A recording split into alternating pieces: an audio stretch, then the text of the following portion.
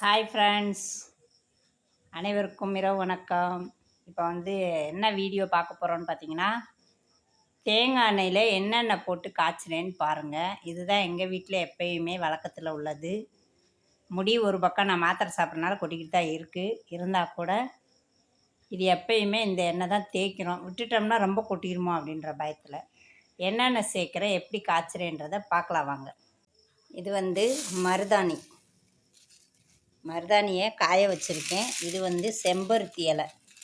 செம்பருத்தி பூ கிடைக்கல, அதனால் என்ன பண்ணுறது, செம்பருத்தி இலையை நல்லா இப்படி சத்தம் வரணும், மொடு மொடுன்னு இந்த மாதிரி காய வச்சுக்கோங்க.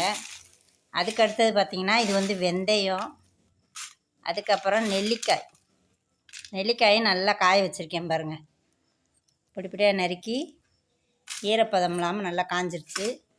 அடுத்தது வேப்பலை. இது பூச்சி வெட்டுக்கெலாம் இருக்காது, அதுக்காக இந்த வேப்பலை சேர்க்குறோம். அதுக்கப்புறம் பார்த்திங்கன்னா கரிசலாங்கண்ணி இலைய இந்த மாதிரி நல்லா காய வச்சுக்கோங்க. மருதாணி, செம்பருத்தி இலை, நெல்லிக்காய், வெந்தயம், வேப்பலை, கரிசலாங்கண்ணி, மொத்தம் 6 ஐட்டம் பார்த்துக்கோங்க மக்களே. இதை இப்படியே நம்ம 1 லிட்ரு தேங்காய் எண்ணெயில் அப்படியே நம்ம காய்ச்ச போகிறோம். அடுத்த ப்ராசஸ் என்னன்னு பார்த்துக்கலாம் வாங்க. ஹாய் ஃப்ரெண்ட்ஸ், அனைவருக்கும் இனிய இரவு வணக்கம். இன்றைக்கி நம்ம பார்க்க போகிற வீடியோ என்னன்னு பார்க்கலாமா? தேங்காய் எண்ணெய் காய்ச்ச போகிறேன். அது முடி நல்லா கருன்னு வளர்கிறதுக்கு என்னென்ன அக்கா சேர்க்குறேன் அப்படின்றத பார்க்கலாமா? வாங்க பார்க்கலாம், என்னென்ன பொருள்னு சொல்லி பார்க்கலாம். இது இப்போ மருதாணியை நான் போட போகிறேன். மிக்ஸி ஜாரில் நைஸாக அரைக்க தேவையில்லை, 1-2 அரைச்சிக்கிடுவோம். வாங்க மருதாணி இலையை அரைச்சிட்டு வந்துடுவோம். இலை மருதாணி இலை இந்த அளவுக்கு 1-2 அரைச்சிக்கிற வேண்டியதான். நம்ம ஒரு பாத்திரத்தில் மாற்றிக்கிடுவோம். அடுத்ததாக கரிசலாங்கண்ணி இலையை கொட்டிக்கலாம்.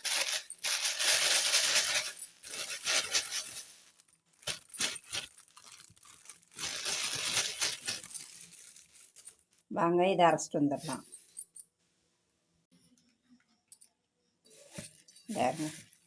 இந்த மாதிரி 1-2 அரைச்சிக்கிற வேண்டியதான். அதையும் போட்டுட்டு அடுத்ததாக செம்பருத்தி இலை. நான் கருவேப்பிலை போடுவேன். இந்த வாட்டி கருவேப்பிலை போடலை, அதுக்கு பதில் செம்பருத்தி இலை போடுறேன்.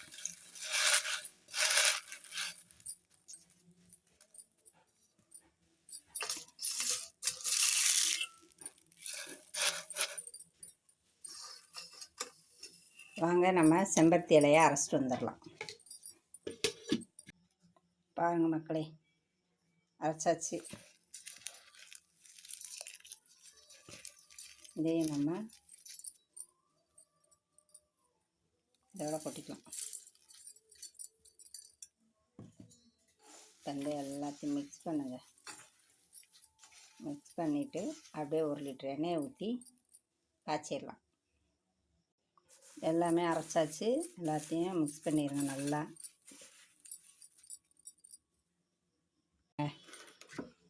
அப்படியே 1 லிட்டர் எண்ணெயும் இப்போ ஊற்ற போகிறேன். அப்படியே நம்ம காய்ச்சிக்கலாம்.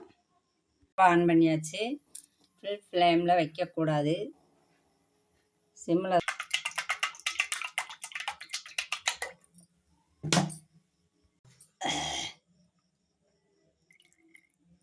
ஃபுல்லாக ஊற்றியாச்சு. இந்த அரைச்சி வச்சுருக்குது எல்லாத்தையும் நம்ம கொட்டலாம். எண்ணெய் கொஞ்சம் காயணும்.